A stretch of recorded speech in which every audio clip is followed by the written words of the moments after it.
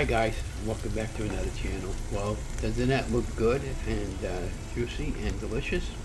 Well, this is fried chicken cooked in the air fryer, and this recipe comes to you from Low-Carb with Jennifer, and I'll have her link below the show more. And we'll get going on the recipe, and don't forget to like, share, and subscribe to my channel.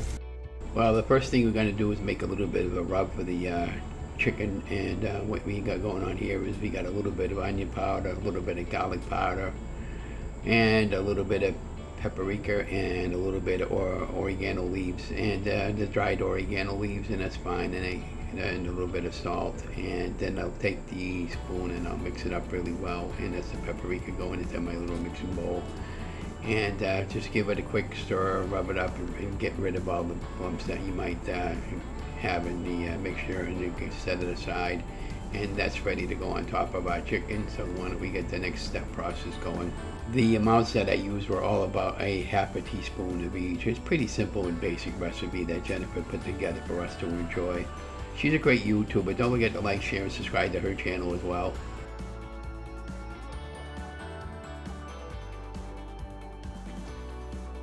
So what I got going on here, guys, is I got some chicken in a bag, a Ziploc bag, and I just dumped the mixture right into the bag, and I was mixing it all up really well, the best I could, and now it's getting ready to get it going into the air fryer. I ended up only cooking 4 pieces of the chicken, and the rest of the chicken I saved for another day.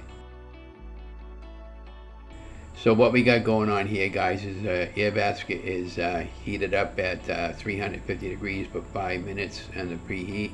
Now I got the cooking oil spraying the bottom of the cooking oil, and then I'm going to put the chicken on the skin side down. The 4 pieces will go in, and what's great about the chicken thighs is in my air fryer I can get 4 pieces of chicken in.